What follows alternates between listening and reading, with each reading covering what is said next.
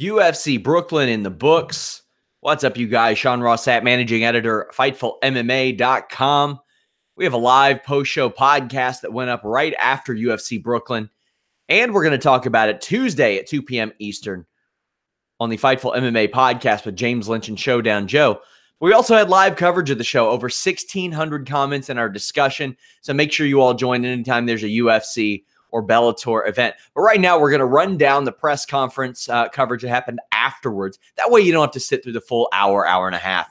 Greg Hardy was at the podium and says that he took responsibility for the illegal knee and didn't do it on purpose, that he felt good, but sounded very remorseful about the knee, almost like he was ready to cry. He said there were positives, but wouldn't talk about them.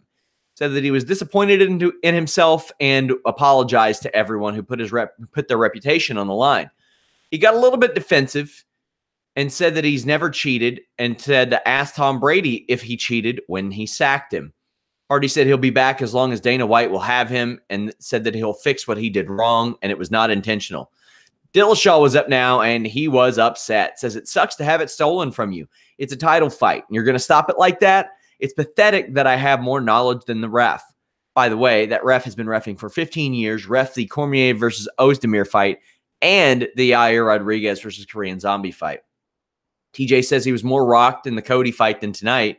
Says that he didn't lose, but that he would not accept that victory if he were Henry Cejudo, and the UFC doctors apologized to him. TJ hopes the division will stay around so he can fight Cejudo at 125, but won't commit to a rematch at 135, saying he's bitter right now. Dillashaw, on the verge of tears, says that he would object if Kevin McDonald is the ref again. Dillashaw is now pleading for Dana to run the fight back and wants to fight Cejudo as soon as possible. Dillashaw is more upset by this loss than the decision to cruise.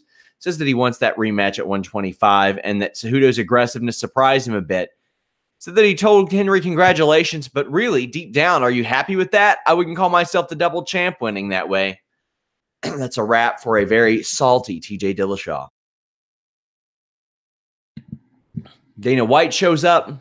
Says that the stoppage was horrible for Cejudo Dillashaw. Let them fight and won't commit to a rematch. Dana says that Greg Hardy can fight and he'll get another one in the UFC.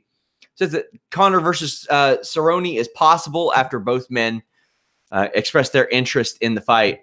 Dana is very happy with how the fight went and the new partnership with ESPN, and says, do not or give the guys with the most experience these main event fights as far as referee assignments. Again, Kevin McDonald has refereed for 15 years. He's one of the more respected refs in the eastern part of the country. Dana heaps praise on Greg Hardy for his performance. Says that Valentina will fight Jessica I next.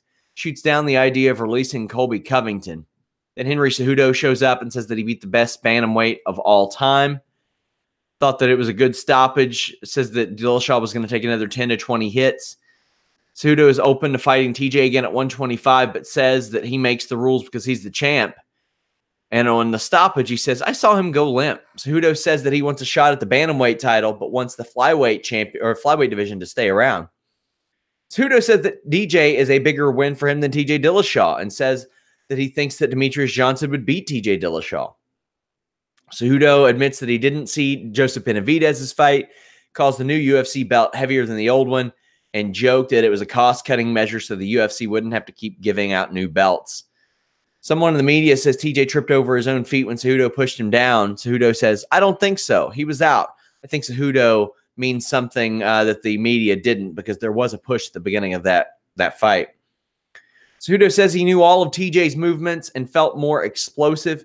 Isn't worried about the pound-for-pound ranking, wants to chase Daniel Cormier, and asked, when is Dana and the UFC going to be like, okay, you guys are back in about the flyweight division? Cejudo says that he'll move up to 135 at some point, but will only go up for the purpose of fighting for the title, and that's a wrap for Cejudo. No Cerrone, no Paige Van Zandt. Remember, guys, like this video, subscribe. We're really close to 1,000, and I want to get there hopefully by tomorrow, Tuesday. But FightfulMMA.com has all your news, my friends. We're out.